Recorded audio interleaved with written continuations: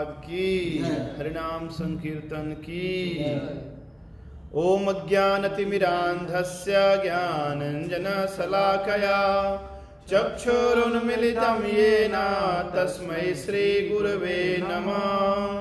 वाञ्छाकल्पतरुभ्यश्च कृपा सिन्धुभ्य एव च पतितानां पावनेभ्यो वैष्णवेभ्यो नमो नमः। श्री कृष्ण चैतन्य प्रभु नित्यानंद, श्री अद्वैत गदाधर श्रीवासादि गौर भक्त वृंद। हरे कृष्णा कृष्णा कृष्णा हरे हरे, हरे राम राम राम हरे हरे। श्रीमद् भगवद गीता अध्याय 6, आज है श्लोक संख्या 23, 24, 25। 23। तम विद्यात् दुख संयोगा, तम विद्यात् दुख संयोगा, वियोगम योग संगीतम तम विद्यात् दुख संयोगा, वियोगम योग संगीतम स निश्चयेन युक्तव्यो, योगो निर्विण चेतसा, तम विद्यात् दुख संयोगा, वियोगम योग संगीतम स निश्चयेन युक्तव्यो, योगो निर्विण चेतसा। भगवान इस श्लोक में बताते हैं तम यानी पिछले श्लोक से संबंधित है, यम लब्धवा चा परम लाभम मन्यते नाधिकम ततः जस्मिन् स्थितो न दुखे न गुरुणापि विचाल्यते। तो तम का अर्थ है यम लब्धवा यानी उस अवस्था को प्राप्त योगी, जिस अवस्था को पाकर वो अपने आप को सबसे अधिक सौभाग्यशाली समझता है और समझता है कि इससे कोई बड़ा अन्य कोई लाभ नहीं है। तो तम विद्यात् दुख संयोग, विद्यात् यानी जानो, दुख संयोग वियोग। दुख संयोग यानी कि दुख से मिश्रित, दुख से स्पर्शित, वियोग यानी रहित, यानी कि उस सुख को, उस आत्यंतिक सुख को पाने के बाद योगी समझता है कि ऐसे सुख में दुख का लवलेश मात्र भी नहीं रहता। तो दुख संयोग वियोग, योग संगीतम, इसे ही योग की स्थिति कही जाती है, यानी उसे योगी समझना चाहिए। जिस योग का पालन करने से व्यक्ति हर प्रकार के दुखों से मुक्त हो जाता है। लेकिन प्रश्न है कि ऐसी स्थिति हम प्राप्त कैसे करें। सनिश्चयेन युक्तव्यो योगो निर्विण चेतसा। स मीन्स उस स्थिति के बारे में भगवान कहते हैं निश्चयेन यानी कि निश्चय पूर्वक, योग युक्तव्यो, साथ में आपको योगाभ्यास भी करना है, यानी निश्चय पूर्वक अभ्यास करना है। और यहाँ पर संधि है योगो निर्विण चेतसा, यानी यहाँ है अनिर्विण चेतसा। अनिर्विण चेतसा का अर्थ है धैर्य के साथ, बिना उकताए हुए। सामान्यतः हम किसी कार्य को करते हैं तो हम धैर्य खो देते हैं, लेकिन योगाभ्यास करते समय बहुत महान धैर्य होना चाहिए। यानी कि एक हफ्ते में नहीं देखना चाहिए सिद्धि प्राप्त हुई, एक महीने में भी नहीं, एक साल में भी नहीं, 100 साल में भी नहीं, हो सकता है कई जीवन लग जाएं। भगवान आगे के श्लोक में बताएंगे। तो इस श्लोक में भगवान कहते हैं कि उस अवस्था को पाकर ऐसा योगी अपने आप को सौभाग्यशाली समझता है और ऐसे लाभ में दुख का लवलेश मात्र भी नहीं होता। यह योग अवस्था है, लेकिन इस योग अवस्था की प्राप्ति के लिए साधक को निश्चय पूर्वक, धैर्य पूर्वक, बिना उकताए प्रयास में रत रहना चाहिए। अगला श्लोक मेरे पीछे दोहराइए। संकल्प प्रभवान कामांस त्यक्त्वा सर्वान् शेषता मनसैव इन्द्रियैर्ग्रामं विनियम्य समन्तत संकल्प प्रभवान् कामान् त्यक्त्वा सर्वान् शेषता मनसैव इन्द्रियैर्ग्रामं विनियम्य समन्तता संकल्प प्रभवान् कामान् त्यक्त्वा सर्वान् शेषता मनसैव इन्द्रियैर्ग्रामं विनियम्य समन्तता। भगवान इस श्लोक में कहते हैं कि ऐसे योगी को हर प्रकार के संकल्प और कामनाओं से मुक्त होना होगा, यानी कि हर प्रकार की इच्छाओं के त्याग की बात भगवान कहते हैं। इसीलिए मैंने कई बार इन श्लोकों की चर्चा में कहा है कि यह जो योग पद्धति है इस कलयुग के लोगों के लिए प्रासंगिक नहीं है। समस्त प्रकार के संकल्पों का त्याग, यानी आपके जीवन में कोई ऐसी अभिलाषा नहीं होनी चाहिए। संकल्प प्रभवान कामांस त्यक्त्वान सर्वान् शेषता। तो संकल्प कैसे उत्पन्न होता है? हमारे हृदय में स्फुरणाएं होती हैं, पल्स। कुछ चीज देख लिया तो पाने की इच्छा होती है, नहीं देखे होते तो अच्छा होता, कुछ सुन लिया तो और सुनने की इच्छा होती है, कुछ खा लिया फिर खाने की इच्छा होती है। यानी जहाँ भी हमें सुख का अनुभव होता है हम उससे एक प्रकार से अटैच्ड हो जाते हैं और हम उसे बारंबार दोहराना चाहते हैं। भगवान कहते हैं संकल्प ही नहीं होना चाहिए। संकल्प का अर्थ है कि मैं यह चाहता हूँ या ये मैं नहीं चाहता हूँ। दोनों स्थिति में मन चिपक जाता है संसार के विषय से, संसार के किसी व्यक्ति से। तो ऐसा व्यक्ति योगी नहीं बन सकता।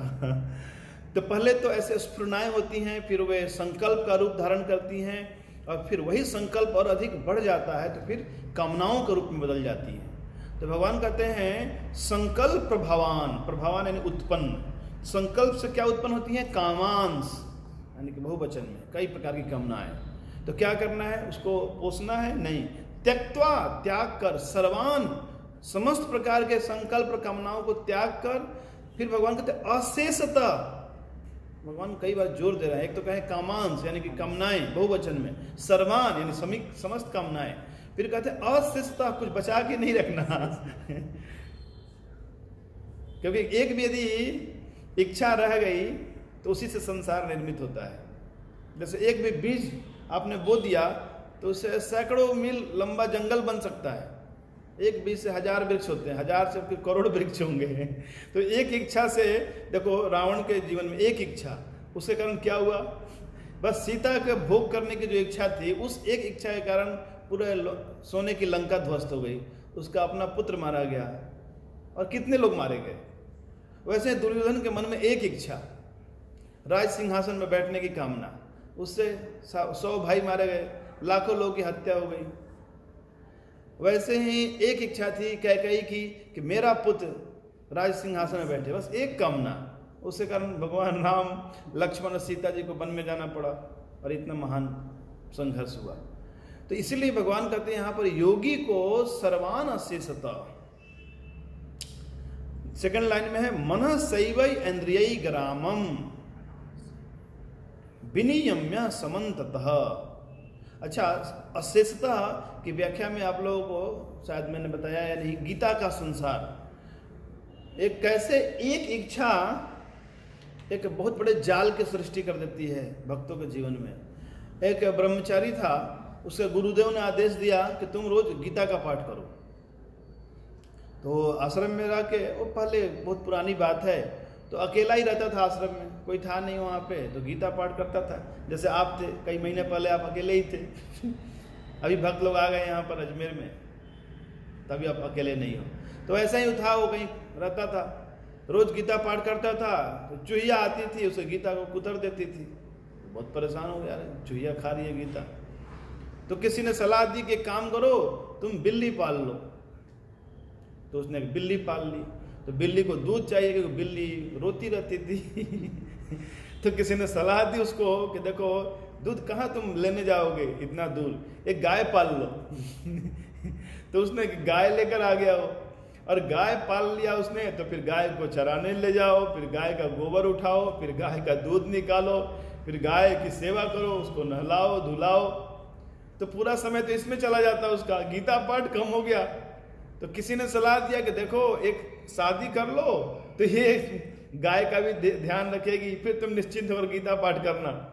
यानी कि चूहा भगाने के लिए बिल्ली लाया, बिल्ली का पालन करने के लिए गाय लाया, और गाय का पालन करने के लिए कहाँ ब्रह्मचारी था, अभी उसने विवाह कर लिया।